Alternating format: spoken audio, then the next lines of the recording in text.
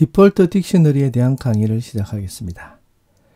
디폴트 딕셔너리는 파이썬의 내장 자료형이 아니라 표준 라이브러리의 collections 모듈에 있기 때문에 임포트 문으로 collections 모듈을 불러온 후에 이제 사용할 수가 있습니다. 디폴트 딕셔너리는 딕셔너리의 하위 클래스입니다. 따라서 딕셔너리의 모든 연산자와 메소드를 사용할 수 있습니다. 기본 딕셔너리와의 차이점은요, 딕셔너리에 존재하지 않는 키를 처리하는 방법입니다. 우리가 앞서 학습한 일반 딕셔너리의 경우에는요, 키에 접근을 할 때 만약 그 해당 키가 딕셔너리에 없으면 어떻게 되나요?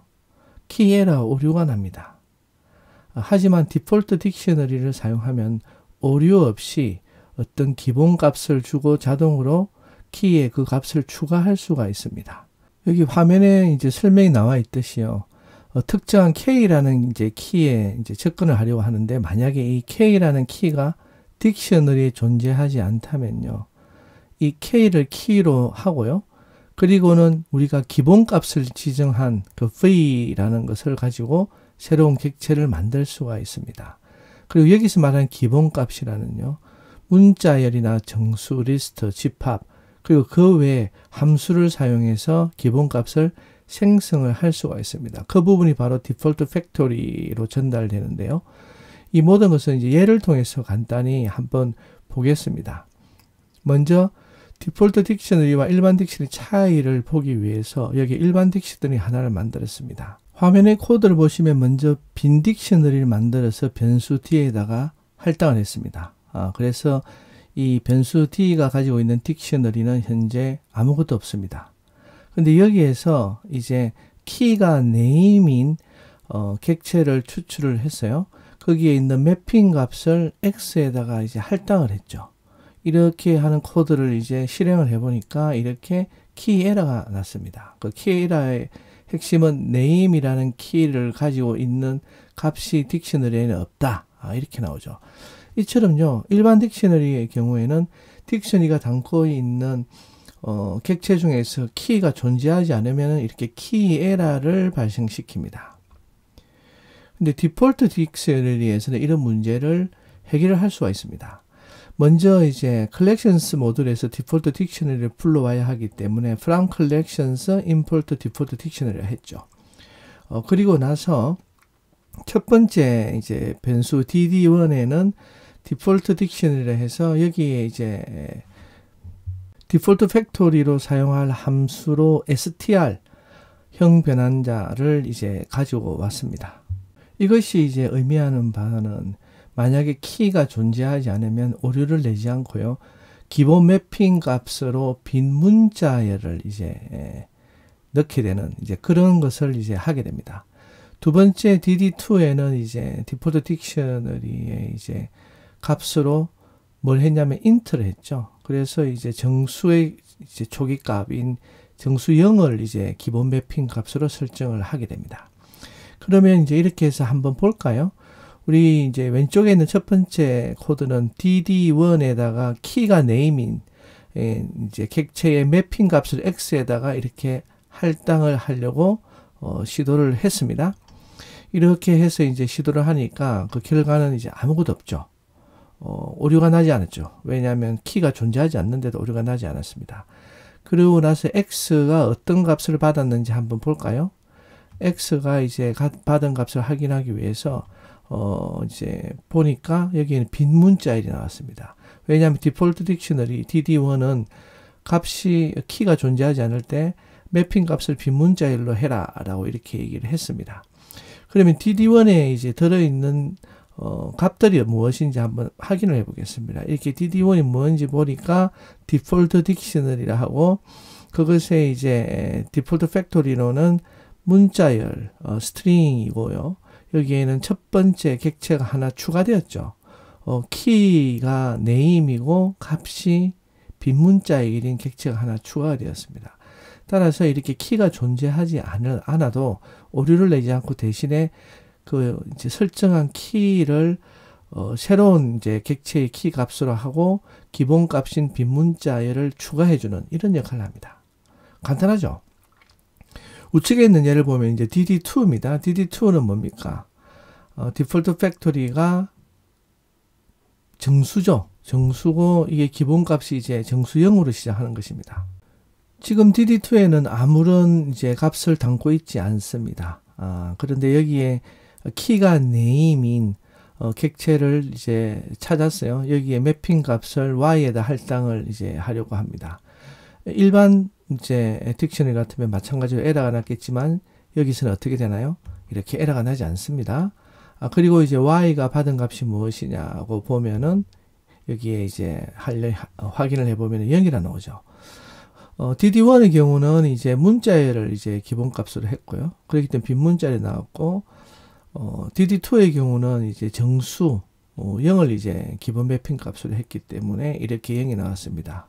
그리고 이 DD2의 전체를 확인해 보면요. 이렇게 디폴트 딕셔너리이고 이것은 인티자를 이제 기본 매핑 값으로 하고 기본 값은 0이죠. 그리고 방금 키 네임을 이제 접근을 했기 때문에 네임에다가 이렇게 기본 값을 넣어줍니다. 이처럼 이제 오류가 없이 새로운 값을 넣어줄 수 있다라는 거죠. 일반 딕셔너리 같으면 이거 확인을 해야 됩니다. 키가 존재하는지를 확인을 하고 우리가 해야 되는데 앞서 우리가 지난번에 볼 때 우리 겟 메소드를 하기 위해서 이제 문자의 출현 횟수를 이제 세는 이제 간장 공장 공장장 그 실습 문제가 있었죠. 여기에 이제 만약에 디폴트 딕셔너리를 적용하면요. 겟 메소드보다도 훨씬 더 간단하게 또 그리고 우아하게 이것을 해결할 수가 있습니다. 나중에 시간 되시면은 그 간장 공장 공장장 문제를 이렇게 딕셔너리의 겟 메소드 대신에 디폴트 딕셔너리를 한번 사용해서 풀어보시는 것도 좋은 학습이 되겠다고 보겠습니다. 그럼 이번에는 이제 좀 더 복잡하게 가볼까요? 이제는 기본적인 이제 뭐 스트링이나 정수 이런 거 말고 람다 함수를 사용해 보겠습니다. 우리가 이제 함수를 배우지 않았기 때문에요. 여러분이 람다 함수는 잘 모르겠지만 일단은 그냥 한번 들어보시고 이렇게 사용할 수 있겠구나 라고만 기억해 주시고 나중에 이제 함수에서 람다 함수를 배우게 되면은 이것을 활용하면은 또 매우 편리하겠습니다. 여기도 이제 디폴트 딕셔너리를 사용했어요. 3개의 딕셔너리를 정의를 했습니다. 첫 번째는 이제 람다 함수를 사용해서 기본값이 이제는 뭡니까? int 사용할 때와 다르죠. int는 기본값으로 0을 주는데 여기서는 -1을 리턴하게 되어 있습니다. 그래서 만약에 키가 존재하지 않으면 기본 매핑 값을 -1로 할당해서 그 해당 키를 가지고 새로운 딕셔너리 객체를 추가하는 이제 그런 식이 될 것이고요. 두 번째는 이제 람다 함수를 사용해서 투플을 반환하게 하죠. 그러니까 0과 0을 가진 투플을 반환합니다. 뭐 이것은 예를 들면 이럴 때 사용할 수 있겠죠. 만약에 우리가 어떤 지도에서 좌표를 만들 때 현재 뭐 좌표가 없는 값을 디폴트 딕셔너리를 사용해서 넣을 때 이렇게 기본적으로 0과 0 이렇게 사용해서 할 수도 있을 것 같습니다. 그리고 이제 세 번째는 이제 문자인데 빈 문자가 아니고 특정한 문자를 반환하죠. 람다 함수를 통해서 이렇게 만약 키가 없다면 남겨진 메시지가 없습니다를 매핑 값으로 하고 그 해당 키를 가진 그런 객체를 갖다 추가하게 되는 겁니다. 그럼 여기서 먼저 일단 하나하나 볼 건데요. 우리가 처음 만든 거 람다에서 -1을 리턴하는 ddint에다가 잔액 키가 있는지를 우리가 이제 확인을 하기 위해서 이렇게 값을 할당하고요. 잔액의 매핑 값이 이제 x에 들어가 있어야 되는데 물론 오류는 나지 않습니다. 디폴트 딕셔너리이기 때문에 요 x의 값이 무엇인지를 한번 확인해 보면은 int를 썼으면 이제 어떻게 되나요? 0이겠죠. 그런데 여기서는 -1을 사용했기 때문에 -1이 나옵니다. 그리고 우리가 이제 이 ddint의 내용을 확인해 보면 이렇게 디폴트 딕셔너리가 되어 있고 람다 함수를 사용했고 이제 하나가 추가되었죠. 키가 잔액이고 매핑 값이 -1인 값이 추가되었다. 이렇게 나옵니다. 이번에는 이제 앞서 정의한 것 중에서 두 번째 거죠. dd 포인트라 해서 투플로 이제 0과 0을 이제 매핑 값으로 가지게 하는 디폴트 딕셔너리를 정의를 했습니다. 그래서 여기에다가 존재하지 않는 키인 좌표를 이제 했고요. 그 매핑 값을 y에다가 받았습니다. 그래서 y 값을 확인해 보면은 이제 기본 값인 투플의 0,0 이렇게 나왔죠. 그리고 dd 포인트의 내용을 보면요. 이렇게 람다 함수를 만들었고, 이제 거기에 이제 객체가 하나 있는데 여기에는 키가 좌표이고 매핑 값이 투풀 0,0으로 되어 있다라고 이렇게 나왔습니다. 마지막으로 이제 우리가 만든 게 문자열을 빈 문자열이 아니라 남겨진 메시지가 없다. 이것으로 하는 이제 디폴트 딕션을 만들었는데요.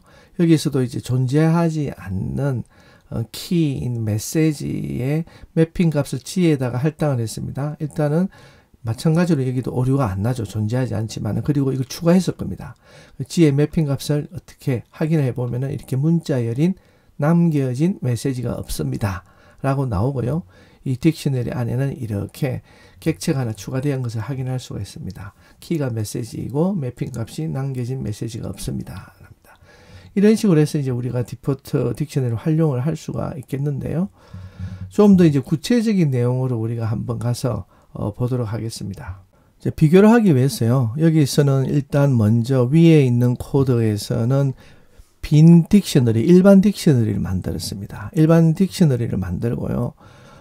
이제 우리가 포문을 사용해서 여기 있는 아이템 리스트라고 해서 리스트 자료 구조가 있습니다. 이 리스트는 투풀을 이제 객체로 담고 있고요.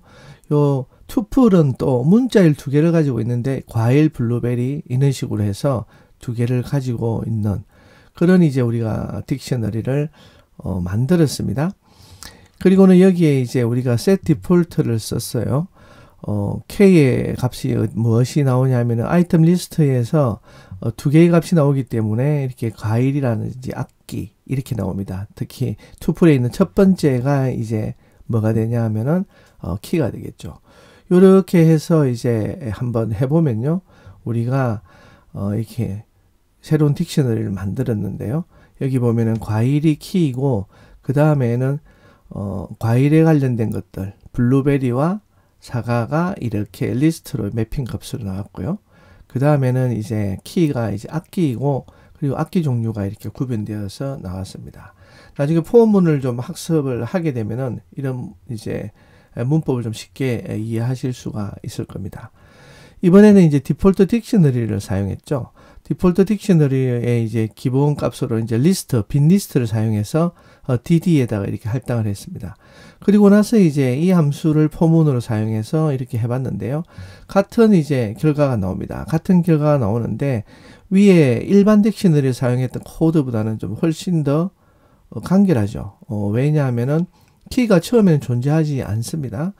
그래서 위에 코드에서는 이제 존재하지 않기 때문에 set default로 해서 키를 생성해 주고요. 그리고는 이제 거기에다가 하나씩 추가를 해 주는데 여기서는 그냥 바로 키가 존재하지 않으면 그 키를 가지고 해당 키에 이제 활용되는 것에 추가를 했습니다. 왜냐하면 이제 투풀에 있는 첫 번째 값이 키가 되는데 키는 이렇게 과일도 있고요. 악기도 있습니다. 그래서 거기에다가 append 메소드를 써서 이제 새로운 값들을 추가를 하는 형식으로 했기 때문에 이렇게 이런 결과가 나왔다고 보시면 됩니다. 자, 그러면 이번에는 이제 디폴트 딕셔너리로 set을 사용했어요. set을 이제 사용해서 하니까 이제 처음에 빈 세트가 나오면은 바로 거기에다가 K라는 것은 처음에 이걸 돌리면은 과일이 먼저 오겠죠. 그죠? 과일에다가 블루베리를 추가하고요. 그 다음에는 이제 악기가 또 처음 나왔습니다. 이 악기에다가는 드럼을 추가하고, 그 다음에 또 악기가 나왔을 때 이제 베이스를 추가하고, 그리고 또 이제 과일이 나왔으니까 사과를 추가하고, 이런 방식으로 이제 계속 진행을 하게 되어서 요렇게 유사한 자료 구조죠. 과일과 악기를 분리해서 이렇게 묶었습니다. 그리고 이제 마지막에 보면은 우리가 이제 int를 사용했죠. 갑자기 이제 복합 자료형이 아니라 이제 인티저가 나왔습니다. 인티저의 기본 매핑 값은 0이죠. 이것도 이제 굉장히 중요한 이슈인데요. 우리가 단어의 개수를 이제 카운트할 때 지난번에 했던 간장 공장장에 의해서 보면 일반 딕셔너리를 사용하면은 딕셔너리에 처음 추가하는 것과 기존의 값에 다르게 이제 조건문을 사용해서 구별을 했다면요. 그 다음에는 이제 get 메소드를 써서 그 네 줄의 코드를 한 줄로 바꿔서 우리가 했었는데요. 이번에는 거기에다가 디폴트 딕셔너리 사용하게 되면은 좀 더 단순하고 심플하게 됩니다. 이것이 이제 여기 있는 예와 같은데요. 여기는 이제 기본값이 정수 0으로 하는 디폴트 딕셔너리를 만들고 이렇게 아이템을 추가하게 됩니다. 그렇게 되면은 이제 결과를 먼저 보시면 이렇게 과일이 2고 악기가 3이 나왔죠. 이것은 어떻게 되냐면요. E1이 이제 키이기 때문에 첫 번째 아이템 리스트에 과일과 블루베리가 E1과 E2에 각각 들어가게 되죠. 그리고 나서는 이제 E1에다가 이제 바로 이를 이제 증가시키게 됩니다. 일반 딕셔너리 같으면 이게 이제 오류가 나겠죠. 그래서 이제 처음 추가하는 경우에는 딕셔너리 객체를 추가하는 방식을 사용해야 되고 기존에 값이 있으면 이렇게 이를 더 더하는 방식으로 해야 되는데 디폴트 딕셔너리를 쓰게 되면 어떻게 됩니까? 바로 추가가 되죠. 그래서 과일이 추가가 되고 그 다음에 1이 들어갑니다. 그리고 이제 그 다음에는 악기가 나오겠죠. 악기가 추가가 되고 그리고 이제 1이라는 숫자가 들어가고 그리고 또 다음에 악기와 베이스가 나옵니다. 그래서 이제 악기에다가 다시 1을 더 더해주죠. 그래서 이제 악기가 2가 됩니다. 그 다음에는 이제 과일과 사과가 나오는데 이번에는 과일이 이미 1이 있죠. 거기다 또 1을 더하니까 이제 과일이 2가 되었습니다. 그리고 마지막에 이제 악기가 나왔는데 이 악기에는 또 이제 기타가 있는데 여기 기타를 추가하는 게 아니라 숫자를 증가시킨 거죠. 그래서 이제 악기의 숫자가 2에서 3으로 증가가 되었습니다. 이렇게 해서 과일과 악기가 몇 번 나타났는지를 계산을 하게 됩니다. 지금은 이제 우리가 아직 포문이라든지 뭐 이런 것들을 배우지 않았기 때문에 조금 어려울 수는 있는데요. 이 내용을 좀 더 나중에 우리 수란문을 배우고 나서 한 번 더 이렇게 리비짓해서 복습을 한번 하게 되면은 굉장히 디폴트 딕셔너리가 굉장히 이제 우아하게 사용될 수 있다는 것을 한번 느낄 수가 있겠습니다. 여기서 디폴트 딕셔너리에 대한 강의를 마치겠습니다. 감사합니다.